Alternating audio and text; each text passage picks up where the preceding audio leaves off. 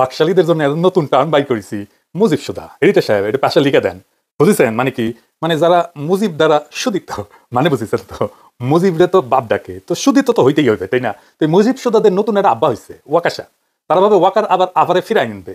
তো মুজিব সুদাদের নতুন আব্বা ওয়াকাশা বাড়ি খাইছেন, বাড়ি বাড়ি বাড়ি, ওয়াকাশা 3টা বাড়ি খাইছেন। বাতের রুগীর ব্যথার মতো আমাবস্যা পূর্ণিমায় উনার আপা হাসিনার জন্য মন পোড়ায়। আসিফ মাহমুদ সেও সরকারের নিন্দা জানায়, আসিফ নজরুলও তীব্র প্রতিক্রিয়া করে সরকারের নিন্দা জানায়। তাহলে আপনারা কারা? আপনারা কি সরকারের অংশ নন? আবারও বলছি, রাষ্ট্র তামাশা নয়।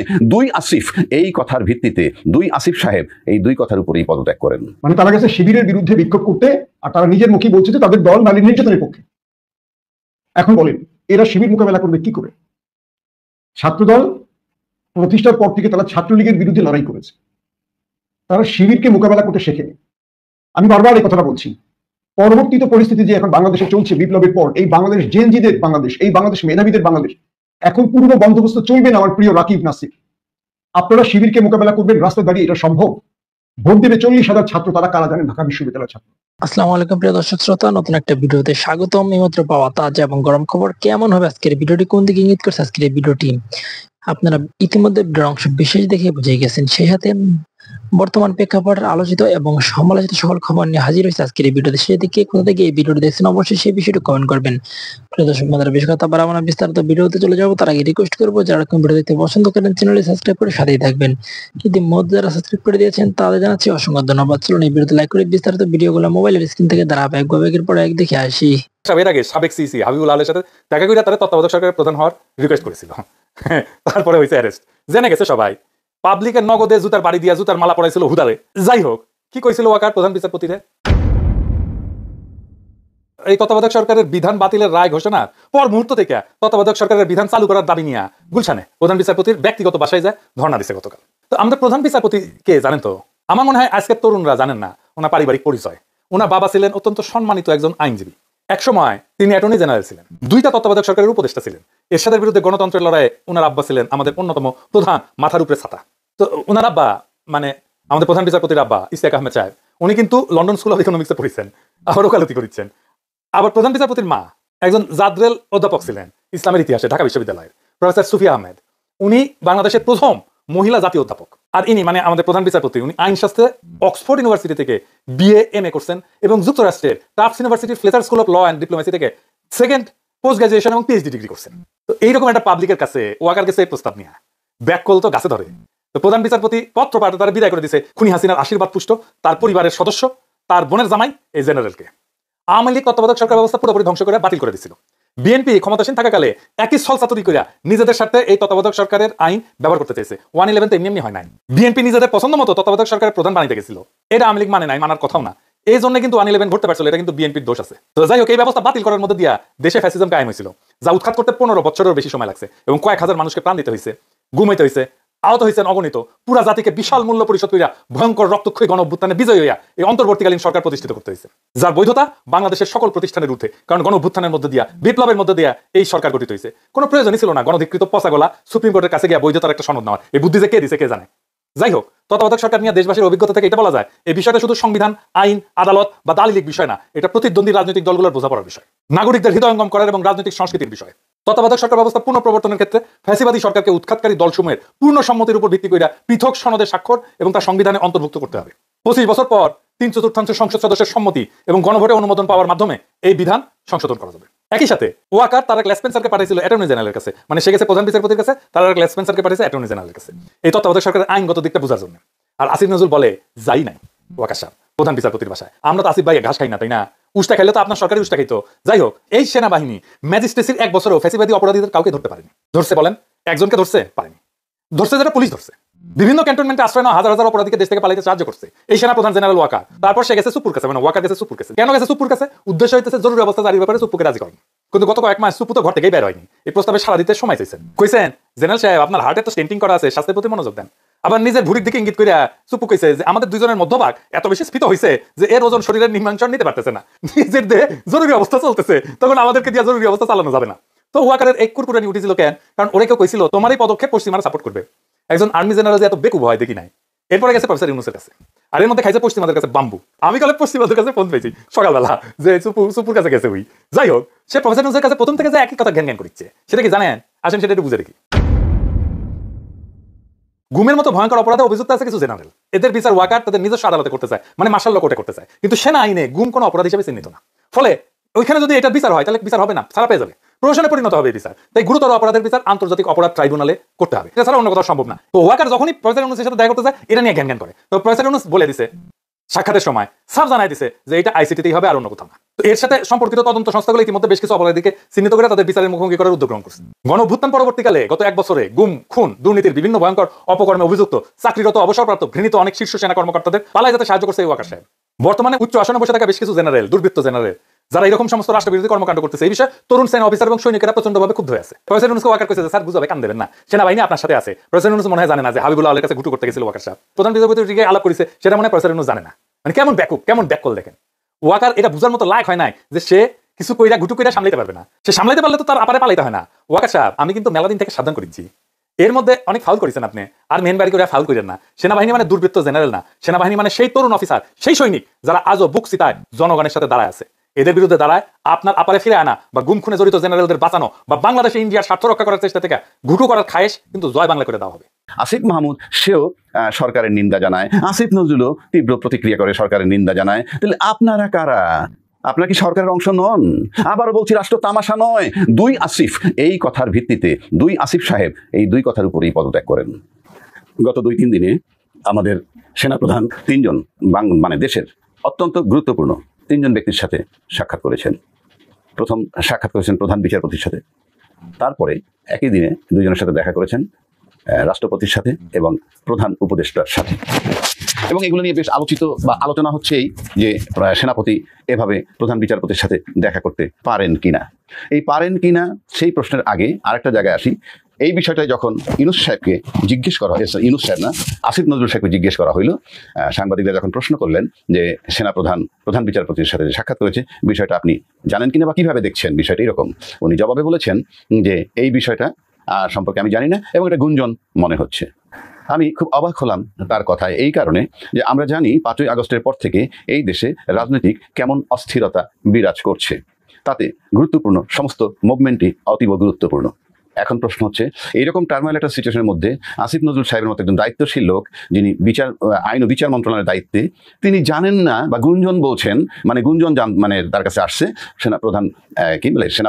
প্রধান বিচারপতির সাথে সাক্ষাৎ। এটা যখন উনি জানেন না, আমি নিশ্চিত করে বলতে পারি যদি জানেন না সত্যি হয় তাহলে কোনো দায়িত্বশীল কোনো ব্যক্তি নন।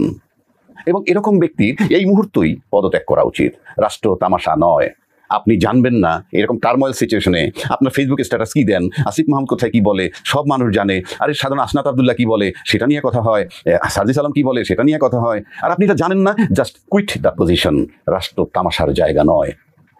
আবার পাশাপাশি আরো কতগুলো ঘটনা যদি বলি, যে সম্প্রতি নূরের উপরে হামলা হয়েছে, গণ অধিকার পরিষদের নুরুল হক নূর, তাকে বেদম প্রহার করছে, সেই পটভূমি সেই আলোচনা আমাদের হয়েছে বহু জায়গায়। কিন্তু এইখানে এই ঘটনার পর সরকারের পক্ষ থেকেও, সরকারের মধ্য থেকে আসিফ মাহমুদ সেও সরকারের নিন্দা জানায়, আসিফ নজরুলও তীব্র প্রতিক্রিয়া করে সরকারের নিন্দা জানায়। তাহলে আপনারা কারা? আপনারা কি সরকারের অংশ নন? আবারও বলছি, রাষ্ট্র তামাশা নয়। 2 আসিফ, এই কথার ভিত্তিতে 2 আসিফ সাহেব এই 2 কথার উপরেই পদত্যাগ করেন। রাষ্ট্র তামাশা নয়। রাষ্ট্র আপনার রোমান্টিক আলাপ করার জায়গা না। রাষ্ট্র কোনো অ্যাডভেঞ্চার নয়। রাষ্ট্র কোনো চার্ম নেওয়ার জায়গা না যে আপনি হাঁটবেন, মুখ করবেন। আপনি আসিফ নজরুল কোশ্চিন কেন কোনো রাজনৈতিক ইয়ের মাধ্যমে যেতে পারেননি বা করতে, মানে আপনাকে অ্যাকসেপ্ট করেনি, আপনি হয়ে গেছেন উপদেষ্টা, ভালো কথা, আপনি না হন আরেকজন হবে, কিন্তু তামাশার জায়গা না। Just quit your position. আপনার থাকতে পারবেন না, থাকা উচিত নয়। এইবার আসেন, প্রধান বিচারপতির সাথে আমাদের সেনাপ্রধান কেন সাক্ষাৎ করেছিলেন?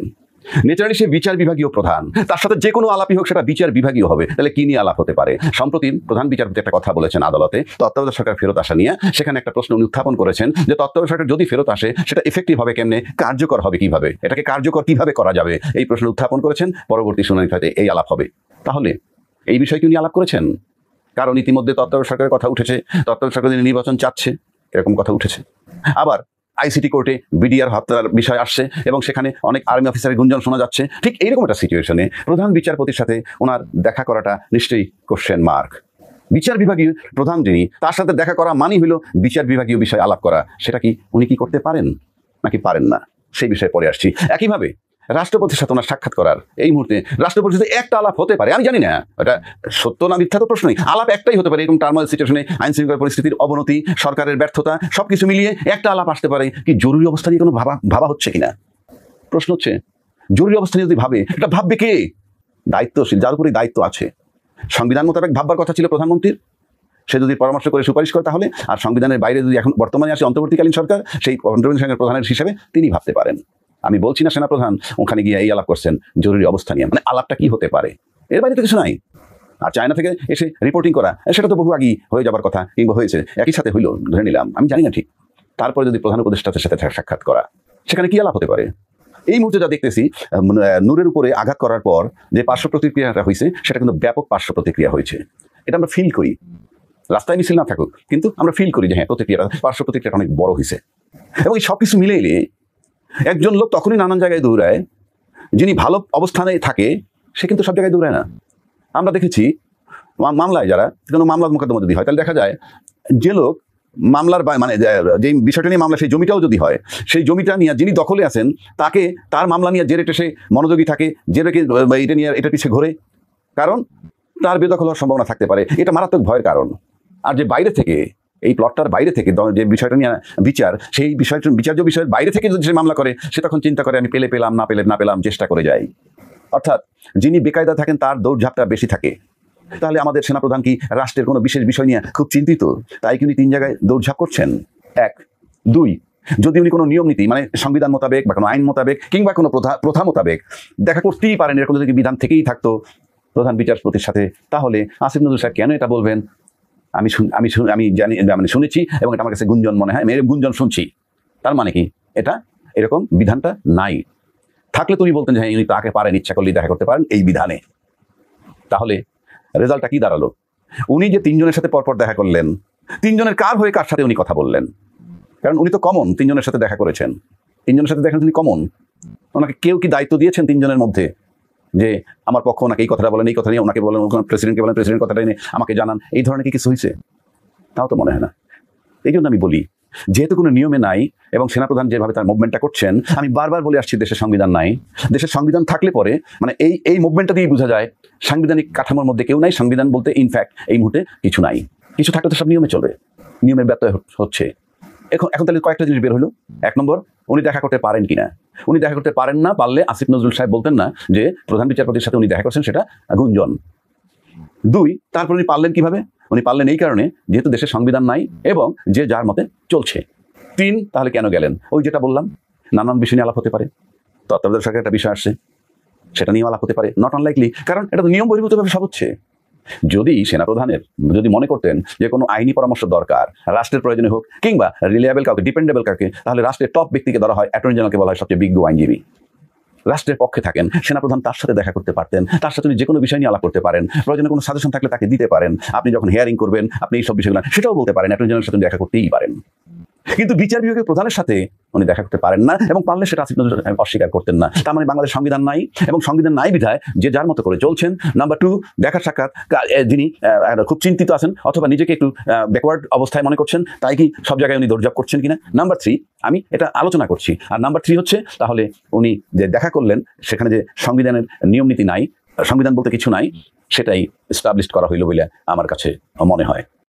এবং কোথায় কোথায় ভুল চালগুলো দিচ্ছে বিএনপির ছাত্রদল, সেই বিষয়গুলো তুলবো। আবার কোথায় কোথায় জামাত ক্রমান্বয়ে সফল হচ্ছে বা শিবির কিভাবে সফলতা অর্জন করছে, সেই বিষয়গুলো একদম ক্লিয়ার আপনাদের কাছে পানির মতো বুঝিয়ে দেবো। তাছাড়া আরো অনেকগুলো বিষয় থাকবে, কেন বিএনপি রাজনীতিতেও ভুল পথে হাঁটছে সেই বিষয়গুলো তুলে ধরবো। দর্শক, প্রথমে একটি বিষয় দিয়ে আলোচনা করতে চাই। ইতিমধ্যে ডাকসু নির্বাচন নিয়ে হাইকোর্টের যে নির্দেশ ছিল স্থগিতের, এটি বাতিল হয়ে গেছে চেম্বার জজ। চেম্বার জজের পূর্ণ শুনানি আজকে সুপ্রিম কোর্টের আপিল ডিভিশনে হয়েছে 7 বিচারপতির সমন্বয়। প্রধান বিচারপতির সঙ্গে আরো 6 জন, মোট 7 বিচারপতি শুনানি করেছেন। সেই শুনানিতে হাইকোর্টের রায়কে স্থগিত করে দেওয়া হয়েছে এবং 9 সেপ্টেম্বর ঢাকা বিশ্ববিদ্যালয়ে নির্বাচন হচ্ছে। প্রশ্ন হলো, এখানে কি আর্গুমেন্ট দিয়েছিল আমাদের অ্যাডভোকেট শিশির মনির, সেইখান থেকে কিছু উল্লেখযোগ্য বিষয় আমি আপনাদের বলি। শিশির মনির আমাদের মাননীয় প্রধান বিচারপতির সমন্বয় 7 বিচারপতির বেঞ্চে যে কয়েকটা বিষয় তুলেছেন, তার উল্লেখযোগ্য কয়েকটা অংশ হলো, 1 নম্বরে তিনি প্রশ্ন করেছিলেন যে ডাকসু নির্বাচন হচ্ছে ঢাকা বিশ্ববিদ্যালয়, এখানে ভিসি প্রক্টর সহ একটা বডি রয়েছে, অর্থাৎ এই নির্বাচনে কে যোগ্য কে অযোগ্য, কার সমস্যা আছে, পুরো বিষয়টি দেখবে ঢাকা বিশ্ববিদ্যালয় কর্তৃপক্ষ। কিন্তু যখন প্রার্থী ঘোষণা হলো, একে একে নির্বাচনের সকল প্রস্তুতি সম্পন্ন হলো এবং বিশ্ববিদ্যালয় প্রক্টোরিয়াল বডি সহ প্রত্যেকটি মনোনয়ন বাছাই করে চূড়ান্ত মনোনয়ন ঘোষণা করলো, তারপরে কেন কথিত আমাদের বাম ঘরনার একজন নেত্রী হাইকোর্টে আপিল করলো? শিশির মনির প্রশ্ন করলেন, যদি তিনি এসএন ফরহাদের মনোনয়নের ব্যাপারে সন্দেহ প্রকাশ করেন, তিনি প্রথমে যাবেন কোথায়? বিশ্ববিদ্যালয় বডির কাছে, যারা নির্বাচন করছেন। বিশ্ববিদ্যালয়ের 3টি বডি আছে, একদম সর্বোচ্চ থেকে মোটামুটি নির্বাচন বা রিটার্নিং অফিসার পর্যন্ত। এই ব্যক্তি বা এই নারী কোথাও আবেদন করেনি এসএম ফরহাদের মনোনয়ন বাতিলের জন্য। ঠিক যখন হাইকোর্ট বন্ধ হয়ে যাবে তার কদিন আগে, 2 দিন বা 3 দিন আগে, তিনি সরাসরি চলে গেলেন হাইকোর্টে, এবং হাইকোর্টে যাওয়ার সঙ্গে সঙ্গে হাইকোর্টে তিনি গেলেন এসএম ফরহাদের মনোনয়ন বিষয়ে আবেদন করেছে, রিট করেছে, কিন্তু হাইকোর্ট রায় দিয়েছে নির্বাচন স্থগিত। এটি একটি ষড়যন্ত্রমূলক কাজ। প্রশ্ন হলো, সেই নারী কেন বিশ্ববিদ্যালয়ের কাছে আবেদন করেনি? এখানে তো হাইকোর্টে আসার সুযোগ নেই। হাইকোর্টে কখন আসবে? যখন বিশ্ববিদ্যালয়ের 3টি ধাপ তার এই বিষয়ে আবেদনে কোনো সদুত্তর না দেয়, তিনি যদি সেখানে বিচার বা ইনসাফ না পান, তখন তিনি আদালতে আসবেন। তিনি শুরুতে কেন আদালতে গেছেন? তার মানে হলো, এই বাম ঘরনা বা বামপন্থী যে সংগঠনের মেয়েটি আবেদন করেছে, তার উদ্দেশ্য ছিল নির্বাচনকে বন্ধ করা, এবং তাকে অনেকগুলো দল সাপোর্ট দিয়েছে। মানে বর্তমানে তো ডাকসু নির্বাচনের দিকে তাকালে দেখি আমরা শিবির ভার্সেস অল, একদিকে শিবির আর বাকি সবগুলো দল এক জায়গায় দাঁড়িয়ে গেছে। বলা হচ্ছে যে এই ব্যক্তিকে বা এই নারীকে পেছন থেকে অন্যরা সাপোর্ট দিয়ে সেখানে পাঠিয়েছিল, এবং হাইকোর্টের বিচারপতির কাছে কোনো বিশেষ সিগন্যাল গিয়েছিল যে কোনো আবেদনই হোক, কিন্তু নির্বাচন বন্ধ করে দিতে হবে, অর্থাৎ নির্বাচন যেন আগামী সংসদ নির্বাচনের আগে না হয়। কারণ নিরপেক্ষ সরকারের আন্ডারে নির্বাচন মানে হলো শক্তিশালী দলগুলো বা যারা পেশি শক্তি প্রদর্শন করে তাদের জয়ের সম্ভাবনা কম থাকে। এটা মোটামুটি ক্লিয়ার। তো ব্যারিস্টার শিশির মনিরের যে প্রশ্নগুলো প্রথমে বললাম, এই ধাঁচেই আর টিকতে পারেনি রিটকারীর আইনজীবী এবং মাননীয় সুপ্রিম কোর্টের প্রধান বিচারপতির সমন্বয় বিচারপতিরা সরাসরি নির্বাচনের পক্ষে, অর্থাৎ 9 সেপ্টেম্বর নির্বাচনের পক্ষে রায় দিয়ে দিয়েছে। এটি আরেকটি প্রশ্ন, যখন হাইকোর্টে নির্বাচন স্থগিত করে দিল, আধা ঘন্টার মধ্যে অ্যাডভোকেট শিশির মনির চেম্বার জজ আদালতে গিয়ে আপিল করলে, তিনি যদি সেদিন আপিল না করেন তাহলে তিনি পরক্ষণের সুযোগ পেতেন না, কারণ 15 দিনের জন্য আদালত বন্ধ হয়ে যাবে এবং এই নির্বাচনটি আর হতো না। তো যদি নির্বাচন চাইতো, বাকি দলগুলো ছাত্রদল সহ, তারা অ্যাডভোকেট শিশির মনিরের পক্ষে না দাঁড়িয়ে বিপক্ষে কেন দাঁড়ালো? তাকে কেন তারা একটি রাজনৈতিক দলের তকমা দিয়ে তার বিরুদ্ধে বক্তব্য দিল? এই বক্তব্যটি উঠে এসছে, কারণ তখনই প্রশ্ন ওঠে, তারা কি নির্বাচন চায়নি? তারা প্রশ্ন করছে কি রাজনৈতিক দলের অ্যাডভোকেট? আচ্ছা, ঢাকা বিশ্ববিদ্যালয়ে যিনি ভিসি হন বা ঢাকা বিশ্ববিদ্যালয়ের যে সিস্টেমগুলো স্বাধীন বাংলাদেশে দেখেছি, সবসময় দলীয় ব্যক্তিরা বসে। আওয়ামী লীগের সময় আওয়ামী লীগ, বিএনপির সময় বিএনপি। একজন আইনজীবী কোন দলের সেটা তো বিবেচনা হলো যে তিনি ছাত্রদের পক্ষে বিজয় পেয়েছেন কিনা। কিন্তু আবিদকে দেখলাম গলা ফুলিয়ে যে বক্তব্যটা দিয়েছে শিশির মনিরের বিরুদ্ধে, এটা নিয়েও সোশ্যাল মিডিয়া প্রশ্ন উঠেছে, তবে কি ছাত্রদল নির্বাচন চাইছে না? আমি মনে করি ছাত্রদল এখানেও একটা বড় ধাক্কা খেলো, এবং ছাত্রদল ওই মেয়েটার পক্ষে দাঁড়ালো যে এসএন ফরহাদের বিরুদ্ধে রিট করেছে, এবং গত 3 দিন ধরে ছাত্রদল ওই মেয়ের পক্ষে আর শিবিরের বিরুদ্ধে ব্যাপক শোডাউন চালাচ্ছে। আসলে কি সেটা ওই মেয়ের পক্ষে নাকি শিবিরকে রাজনৈতিকভাবে ডাউন করার জন্য? চলেন এটার কিছু সিমটম দেখি আগে আমরা। সিমটম নম্বর 1, আজকে উচ্চ আদালতের সামনে, হাইকোর্টের সামনে জাতীয়তাবাদী ছাত্রদল তারা মানববন্ধন করেছে, সেখানে সারাদিন বক্তব্য রেখেছে। প্রশ্ন হলো, হাইকোর্টে যখন ঢাকা বিশ্ববিদ্যালয়ের ডাকসু নির্বাচন নিয়ে শুনানি চলছে, তখন ছাত্রদল কেন হাইকোর্টের সামনে মানববন্ধন করলো? তারা কি বিচার বিভাগের উপর চাপ তৈরির চেষ্টা করেছে? এই প্রশ্নটা আসে। এক, যখন কথিত যে ফেসবুক স্ট্যাটাস নিয়ে এত আলোচনা, আলী হোসেন বিশ্ববিদ্যালয় কর্তৃপক্ষ তাকে 6 মাসের জন্য বহিষ্কার করেছে, একটা ফেসবুক স্ট্যাটাসের জন্য একটা ছেলের লাইফের 6টা মাস নিষিদ্ধ হয়ে গেছে ধরে, তারপরও ছাত্রদল সেই ইস্যুটিকে নিয়ে আন্দোলন করছে কেন? ছাত্রদল কি করেছে আমরা এক নজর দেখে আসি। আজকে বিভিন্ন জায়গা থেকে ছাত্রদল শিক্ষার্থীদের নিয়ে আসে। এখন তারা কি ভাড়া করা লোক নিয়ে আসছে না নিজের লোক নিয়ে আসছে? এই প্রশ্নটা উঠছে কেন? দেখেন, একটা ভিডিও আপনাদের দেখাই আমি।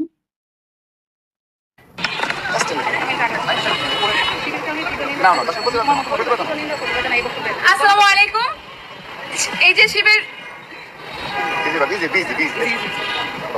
আমরা এই শিবির গুপ্তচর শিবিরের বিরুদ্ধে যে আমাদের নারী নেতৃকর্মীর হুমকি দিয়েছে, সেটা তীব্র নিন্দা জানাই। এটা ছাত্রদলের নেত্রী যদি হয়, তাহলে আমি মনে করি ছাত্রদল অনেক বড় সংকটে আছে। আমার প্রিয় ভাই রাকিব এবং নাসিরের মাঝখানে একজন মেয়ে, মাশফিয়া বা এই টাইপের একটা নাম, তাকে এনে বক্তব্য দিতে বলছেন। তিনি বলছেন এই যে শিবির, কি বলবো বুঝতে পারছি না। তারপর রাকিবের থেকে পরামর্শ নিচ্ছেন, তারপর কি গুপ্ত শিবির বললো না গুপ্ত ধন শিবির বললো, ঠিক বুঝলাম না। তারপর দেখেন একটু অংশ আবার দেখেন।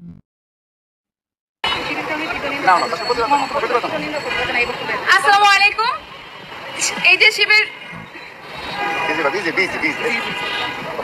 আমরা এই গুপ্তচর শিবিরের বিরুদ্ধে যে আমাদের নারী নেতৃকর্মীর হুমকি দিয়েছে সেটা তীব্র নিন্দা জানাই। ঠিক আছে, থ্যাংক ইউ। দেখলেন ছাত্র দলের বর্তমান অবস্থা দেখে মনে হচ্ছে তারা শিবিরের বিরুদ্ধে কোনো ন্যারেটিভ তৈরি করতে পারছে না। আমি খুব কষ্ট পাচ্ছি, এই কারণে আমি কথাগুলো বলছি আপনাদের, আমি খুব আহত হচ্ছি। কারণ ছাত্রদল আমার খুব ভালোবাসার একটা জায়গা। আমি আবিদের জন্য ক্যাম্পেইন করেছি, কিন্তু আমি মনে করছি যে আবিদকে পরাজিত করছে ছাত্রদলের তার বড় ভাইরা।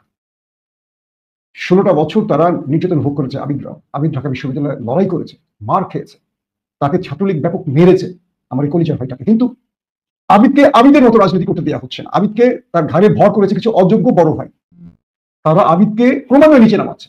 আজকে হাইকোর্টের সামনে যে বিষয়টা হলো, এটা একেবারেই উচিত হয়, কারণ হাইকোর্টের শুনানির সময় ছাত্রদল সেখানে শিবিরের বিরুদ্ধে মানববন্ধন করছে। শিবির তাদের কাছে এখন মূল বিষয় শিবির। দেখেন আরেকটা বক্তব্য শোনায় আপনাদের, শুনলে বুঝতে পারবেন আসলে কি চলছে সেখানে। এটা না বললেই আপনারা হয়তো বুঝবেন না। ধন্যবাদ আপনাকে। আপনাদেরকে আমি আরেকটা বক্তব্য শোনাবো দর্শক, তাহলে হয়তো বুঝবেন যে কি অবস্থা। ছাত্র শিবিরের দৈন্যতা বা দৈন্যদশার একটা জিনিস আপনাদের প্রমাণ দেখা উচিত। ছাত্রদল সবসময় নারী নির্যাতনের পক্ষে ছিল এবং নারী নির্যাতনের পক্ষে তারা কাজ করেছেন। জাতীয়তাবাদী ছাত্রদল সবসময় নারী নির্যাতনের পক্ষে ছিল। বুঝতে পারছেন বক্তব্যটা? আবার শুনবেন। ছাত্রদলের কেন্দ্রীয় প্রেসিডেন্ট রাকিব এবং সেক্রেটারি নাসিরের মাঝখানে বক্তব্য রাখছে ছাত্রদলের নারী নেত্রী। তিনি বলছেন জাতীয়তাবাদী ছাত্রদল সবসময় নারী নির্যাতনের পক্ষে ছিল। আবার দেখেন, জাতীয়তাবাদী ছাত্রদল সবসময় নারী নির্যাতনের পক্ষে ছিল এবং নারী নির্যাতনের পক্ষে তারা কাজ করেছেন। এবং নারী নির্যাতনের পক্ষে তারা কাজ করেছে। মানে তারা গেছে শিবিরের বিরুদ্ধে বিক্ষোভ করতে, আর তারা নিজের মুখেই বলছে যে তাদের দল নারী নির্যাতনের পক্ষে। এখন বলেন এরা শিবির মোকাবেলা করবে কি করে? ছাত্রদল প্রতিষ্ঠার পর থেকে তারা ছাত্রলীগের বিরুদ্ধে লড়াই করেছে, তারা শিবিরকে মোকাবেলা করতে শেখেনি। আমি বারবার এই কথাটা বলছি। পরবর্তীত পরিস্থিতি যে এখন বাংলাদেশে চলছে বিপ্লবের পর, এই বাংলাদেশ জেনজিদের বাংলাদেশ, এই বাংলাদেশ মেধাবীদের বাংলাদেশ, এখন পূর্ব বন্দোবস্ত চলবে না। আমার প্রিয় রাকিব নাসির, আপনারা শিবিরকে মোকাবেলা করবেন রাস্তায় দাঁড়িয়ে, এটা সম্ভব? ভোট দেবে 40,000 ছাত্র, তারা কারা জানেন? ঢাকা বিশ্ববিদ্যালয়ের ছাত্র। তারা চর জহিরুদ্দিন, তারপর কি বলে ওই দেবীর সর, কি বলে আপনার কস্তপিয়ার লোক না। তারা সন্দীপ বলেন কুড়িগ্রামের ওই পালাগা থেকে পালাগার নদীর চিলমারির লোক না। তারা ঢাকা বিশ্ববিদ্যালয়ের ছাত্র। বাংলাদেশের সবচেয়ে আপগ্রেড ছেলেগুলো ঢাকা বিশ্ববিদ্যালয়ে পড়ে, বুয়েটে পড়ে, মেডিকেলে পড়ে। আপনারা তাদের কাছে ভোট চাইতে চাইবেন এই ন্যারেশনে? কেন আপনারা ইচ্ছা করে আবিদকে হারাচ্ছেন ভাই? আমি বুঝতে পারছি, আমি খুব কষ্ট পাচ্ছি, কথাগুলো কতটা বাধ্য হয়ে বলি বুঝতে পারছেন। একজন ব্যক্তি নিজে গেছে নারী নির্যাতনের বিরুদ্ধে, শিবিরের বিরুদ্ধে বিক্ষোভ করতে, সে নিজেই বলতো তার দল এটা করতেছে। এগুলো লাইভ রেকর্ড হয়ে গেছে এবং আপনারা সোশ্যাল মিডিয়া দেখতে পাচ্ছেন তার বক্তব্য। জাতীয়তাবাদী ছাত্রদল সবসময় নারী নির্যাতনের পক্ষে ছিল এবং নারী নির্যাতনের পক্ষে তারা কাজ করেছেন। বুঝতে পারছেন? এখন আপনি কি বলবেন? দেখেন, একজন হাইকোর্টের যে বিচারপতি নির্বাচন স্থগিত করে দিয়েছিলেন, তার ছবিটিও সোশ্যাল মিডিয়ায় চলে আসছে। মানে আমি পুরো বিশ্লেষণে আসার আগে কিছু ডকুমেন্ট আপনাদের দেখাচ্ছি। কেন দেখেন, এই ব্যক্তি ডাকসু নির্বাচনে স্থগিত দিয়েছিলেন বিচারপতি শেখ তাহসিন আলী, জাতীয়তাবাদী আইনজীবী ফোরামে। সোশ্যাল মিডিয়া তাকে নিয়ে এখন ব্যাপক আলোচনা চলছে। তার মানে কি বিএনপি বা ছাত্রদল নির্বাচন বন্ধের পক্ষে ছিল? এই বিষয়টি চলে আসছে না? প্রিয় দেশবাসী, শুরু থেকে শেষ পর্যন্ত যারা এই ভিডিওটি দেখেছেন সকলকে জানাই অসংখ্য অসংখ্য ধন্যবাদ।